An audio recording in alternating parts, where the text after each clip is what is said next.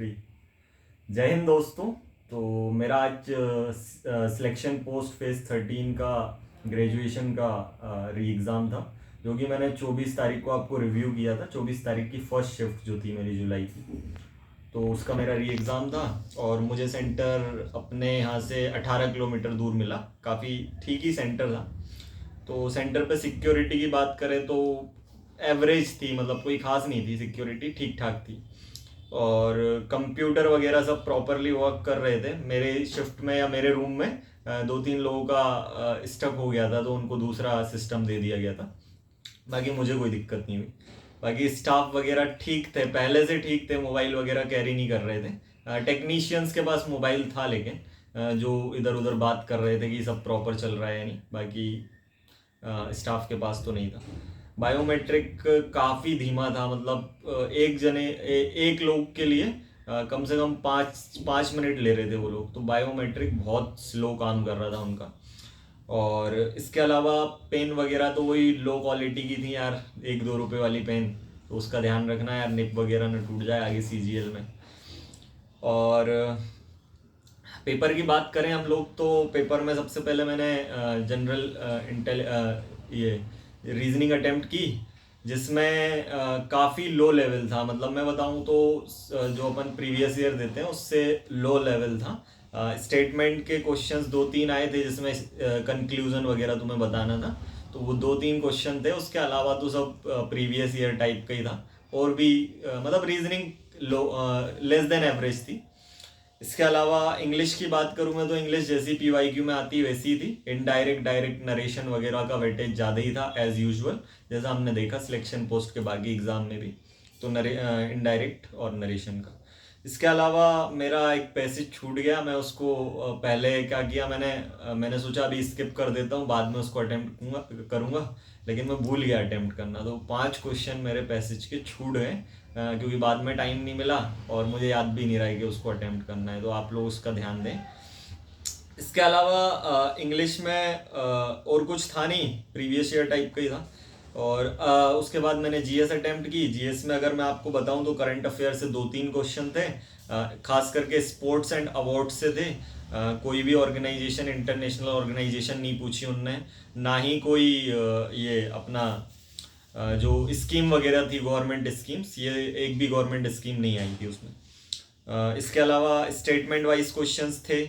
Statement मतलब सब में दो या तीन स्टेटमेंट, मोस्ट ऑफ द में तो 2 स्टेटमेंट थे, बट वन लाइनर थे। पढ़ने में ज़्यादा टाइम नहीं लग रहा था, तो जल्दी हो गया था। मतलब एज सच कोई पढ़ने में टाइम नहीं देना पड़ा ज़्यादा। उसके अलावा जीएस में और कुछ ऐसा था नहीं। थोड़ा सा वो ध्यान देंगे कि सारे स्टेटमेंट ही क्वेश्चंस थे, कुछ कुछ ही थे जो वन लाइनर थे। तो स्टेटमेंट में भी लेकिन वन लाइनर ही थे वो। इसके बाद मैथ्स पे आते हैं। तो मैथ्स में हाँ, रीजनिंग में एक जीएस में जो था एक ऐसा था कि ज़्यादातर क्वेश्चन ऐसे थे, स्टेटमेंट दिया हुआ है और उसका रीज़न पूछा है और तुम्हें बताना है कि whether it is a valid reason और नॉट। मतलब ओनली स्टेटमेंट इज ट्रू, या reason statement reason both true, या statement defining the reason defining the statement. तो ये वाले क्वेश्चन ज़्यादा आए थे, मतलब 4-5 थे कम से कम। तो इसमें गलती होने की चांसेस होती हैं। इसके बाद अगर मैं मैथ्स का आपको बताऊं, तो मैथ्स के कोई भी न्यू टॉपिक नहीं आया। जो टॉपिक्स हमारे सिलेक्शन पोस्ट के बाकी एग्जाम्स में आए, ऐसा कोई भी टॉपिक इसमें नहीं आया। कोऑर्डिनेट ज्योमेट्री का शायद एक आध क्वेश्चन था। बाकी तो आई डोंट थिंक कि कोई भी न्यू टॉपिक जो आप स्क्यूनेज वगैरह ये सब पढ़ रहे हैं, ये जो कन्वर्जन, बाइनोमियल डेसिमल कन्वर्जन वगैरह, ये जो टॉपिक्स आप पढ़ रहे हैं, इनमें से एज सच कोई भी क्वेश्चन नहीं था। मैथ्स जैसी आती वैसी थी। कोई एज अ टफ साइड में नहीं थी, एवरेज थी मैथ्स भी। और मेरा एग्ज़ाम पूरा हो गया था, बस वो 5 क्वेश्चंस क्योंकि मैं भूल गया था उनको अटेम्प्ट करना है, इसलिए वो नहीं कर पाया।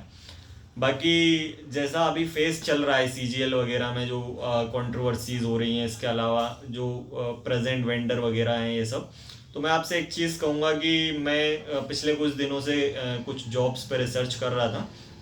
तो एक ऐसी जॉब निकल कर आई है जिसका मैं रिव्यू आपको दूंगा अपने यूट्यूब चैनल पे। तो वो क्योंकि आप लोगों में से काफ़ी लोगों को हेल्प कर सकती है। Because it just need a interview, और थोड़ा इंग्लिश वगैरह आपकी ठीक होगी तो I think you can crack that interview.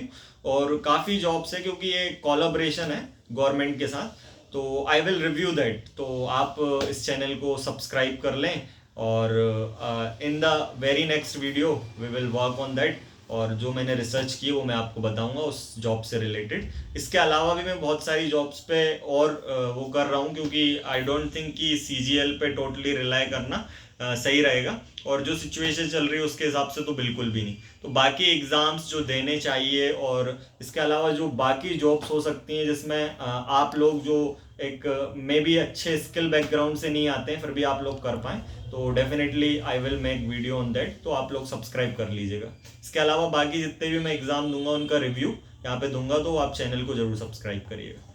Thank you so much, let's have a nice day, मिलते हैं। Thank you.